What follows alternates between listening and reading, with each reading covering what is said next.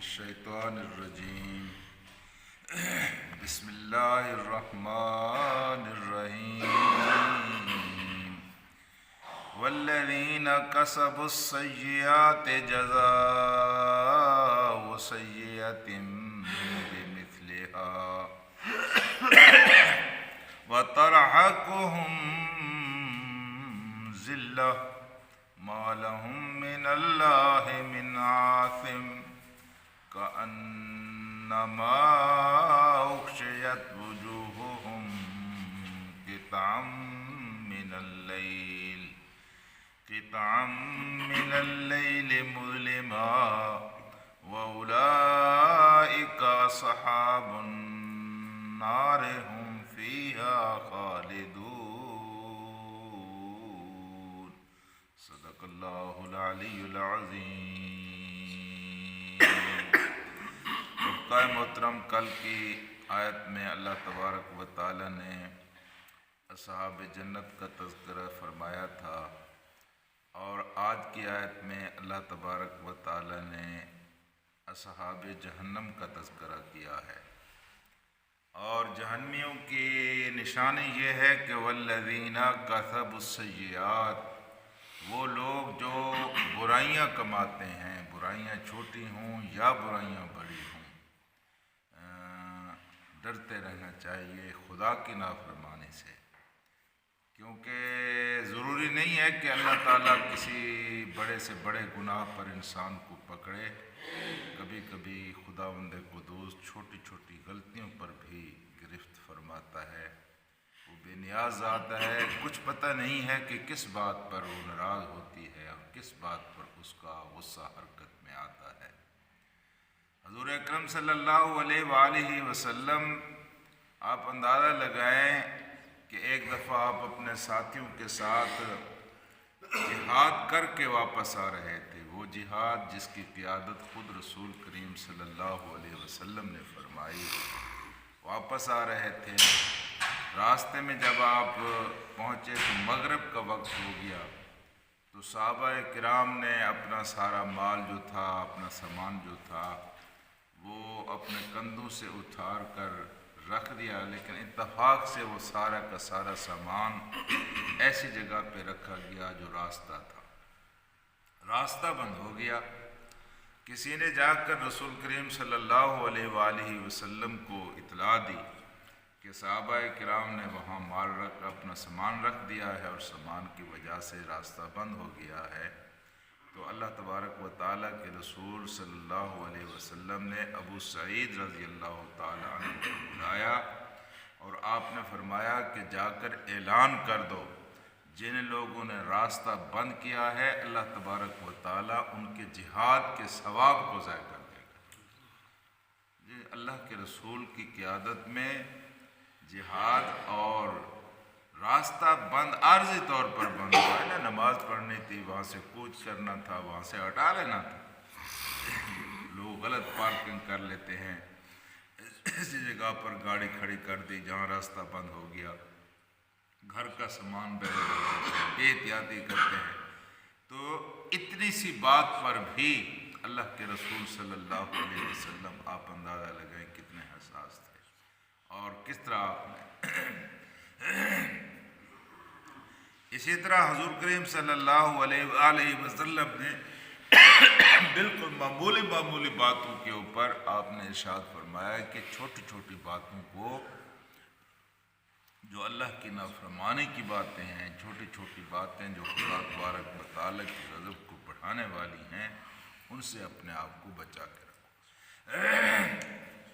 حضرت عائشہ رضی اللہ تعالی عنہ کہتی ہیں کہ حضور کریم صلی اللہ علیہ وسلم تہجد کے وقت اٹھا کرتے تھے، تو مجھے محسوس ہوتا تھا کہ رویدہ آہستہ آہستہ آپ قدم رکھتے تھے، آہستہ آہستہ قدم رکھتے تھے، اور قدم رکھتے ہوئے گھر سے نکلتے تھے یا وضو کرتے تھے، مبادا کہ کہیں میرے اس تیز چلنے کی وجہ سے حضرت عائشہ کی نیند خراب نہ ہو جائے۔ جی، اتنا وہ احتیاط اور خیال کرتے ہیں۔ جی، یہاں ہم دیکھیں کہ اگر کچھ لوگ تہجد پڑھتے بھی ہیں تو یہ بات ضروری ہوتی ہے کہ سارے گھر والوں کو جگایا جائے، ان کو پتہ ہو کہ حضرت صاحب تہجد پڑھ رہے ہیں، اور اس کا کسی نہ کسی صورت میں اعلان کرتے ہیں۔ کچھ حضرات تو ایسے ہوتے ہیں کہ اڑوس پڑوس والوں کو بھی پتہ چلنا چاہیے کہ آج ہم تہجد پڑھ رہے ہیں۔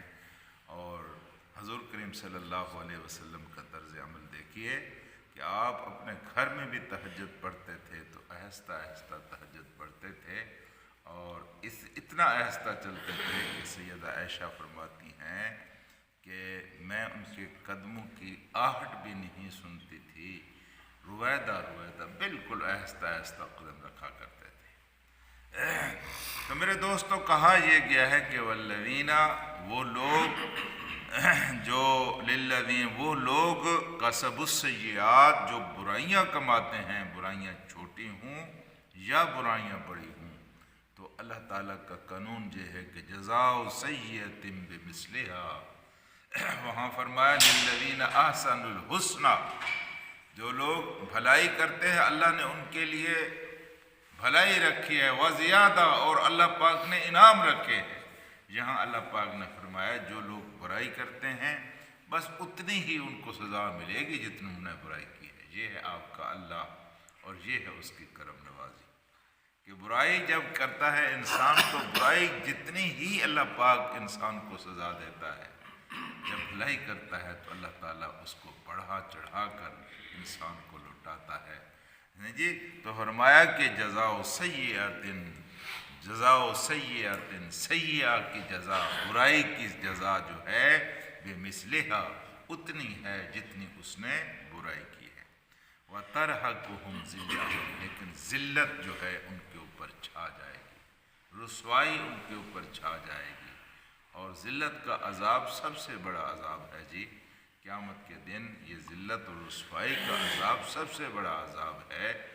ایک انسان کو زخم لگ جائے، ایک انسان کی ہڈی ٹوٹ جائے، کبھی کبھی انسان یہ برداشت کر لیتا ہے، لیکن وہ سر عام رسوا ہو جائے اور انسان سر عام بدنام ہو جائے تو یہ اس کے لیے زیادہ اذیت ناک ہوتا ہے۔ روحانی اذیت یہ بہت بڑی اذیت ہوگی جب انسان بے نقاب ہو جائے گا، اس کا سب کچھ اللہ تبارک و تعالیٰ لوگوں کے سامنے کھول دے گا جی۔ تو فرمایا یہ ہے کہ ان کی 4 سزائیں بیان ہوئی ہیں۔ پہلی سزا تو یہ ہے کہ ترہقہم ذلہ، ذلت ان کے ساتھ چمٹ جائے گی، جدا نہیں ہوگی، رسوائی ان کے ساتھ چمٹ جائے گی، جہاں جائیں گے رسوا ہوں گے۔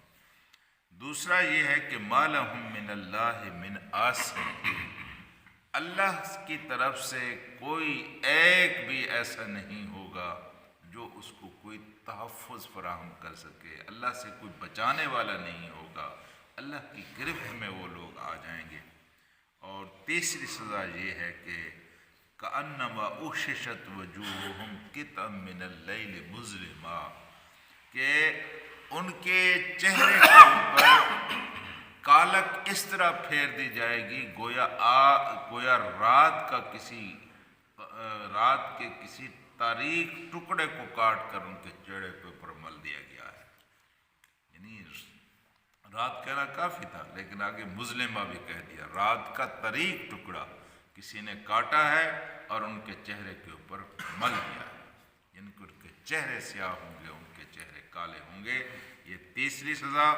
اور چوتھی سزا جو اللہ پاک نے ارشاد فرمائی ہے وہ یہ ہے کہ اولئک اصحاب النار ہم فیہا خالدون، وہ جہنمی لوگ ہیں، ہاں جی، ہم فیہا خالدون، اس میں ہمیشہ ہمیشہ کے لیے رہیں گے۔ تو میرے دوستوں اور ساتھیوں، ہر ممکن کوشش کرنی چاہیے کہ انسان برائیوں سے اپنے آپ کو بچاتا رہے، جتنا بچا سکتا ہے بچاتا رہے۔ یہ برائیاں انسان کی اپنی کمائی ہوئی ہیں۔ یہ مولانا روم حکایتیں لکھتے ہیں، بڑی اچھی حکایتیں لکھتے ہیں۔ انہوں نے کہا کہ ایک آدمی ایک بزرگ کے پاس گئے اور ان سے جا کر کہا کہ مجھے آگ چاہیے۔ پہلے زمانے میں یہ ماچس نہیں ہوا کرتے تھے، دیہات کے لوگ آگ جلایا کرتے تھے اور پھر وہ آگ جلتی تھی اور جلتی رہتی، بجھنے نہیں دیتے تھے۔ تو وہ آگ لینے کے لیے اس اس نے کہا کہ میں نے حقہ پینا ہے، آگ میرے لیے لے کے آؤ۔ بزرگ نے کہا، اس نے کہا حضرت صاحب سوئے ہوئے ہیں، کسی کے گھر میں آگ بھی ہے تو آگ لوگوں نے بند کر دی ہے، میں کہاں سے لے کے آؤں؟ اس نے کہا نہیں جی آپ میرے مرید ہیں تو آگ لے کے آئے، میں نے حقہ پینا ہے۔ تو مرید بڑا پریشان ہوا اور بڑا تنگ ہوا، انہوں نے کہا پھر آپ مجھے بتائیں میں کہاں جاؤں؟ تو انہوں نے کہا کہ یہ اس طرف چلے جاؤ، اس طرف جاتے ہوئے تم آگے جاؤ گے تو جہنم ہے، جہنم سے آگ لے کے آ جاؤ۔ تو وہ آدمی چلا گیا اور آگے بالآخر جہنم میں پہنچا۔ تو جہنم میں جب پہنچا تو جہنم کے فرشتوں سے اس نے کہا کہ جناب مجھے آگ دیجیے، ہمیں آگ چاہیے۔ انہوں نے کہا یہاں تو آگ نہیں ہے۔ اس نے کہا کمال ہے، ہم نے تو سنا ہے قرآن و حدیث میں کہ جہنم میں آگ ہی آگ ہے، اور آپ کہتے ہیں یہاں آگ نہیں ہے۔ تو فرشتوں نے کہا آپ نے یہ تو سنا ہوا ہے کہ جہنم میں آگ ہی آگ ہے، کہ آپ نے یہ نہیں سنا ہے کہ قرآن و حدیث میں یہ بھی لکھا ہوا ہے کہ دوسروں کی چیز کوئی دوسرا نہیں دے سکتا۔ یہاں جو آگ ہے فرشتے کہتے ہیں یہ ہماری آگ نہیں ہے، یہ ساری آگ ان جہنمیوں کی ہے جو خود خرید کر لے آئے ہیں، ہم اس کو کسی کو نہیں دے سکتے۔ میسج کیا ملا کہ جہنم میں جو آگ ہوگی وہ ہمارے اپنے اعمال کی آگ ہوگی، وہ آگ ہم خود لے کے جائیں گے، وہ آگ اللہ کی آگ نہیں ہے، وہ آگ فرشتوں کی آگ نہیں ہے، وہ جہنم کی آگ ہماری اپنی آگ ہے۔ ہر انسان یا آگ کما رہا ہے یا خوشبوئیں کما رہا ہے، تو جہنم کے اندر جو آگ ہوگی وہ انسانوں کی اپنی آگ ہوگی جس کو سمیٹ کر وہ یہاں سے لے جائیں گے۔ اللہ سے دعا کرتے ہیں کہ اللہ ہمیں قرآن پر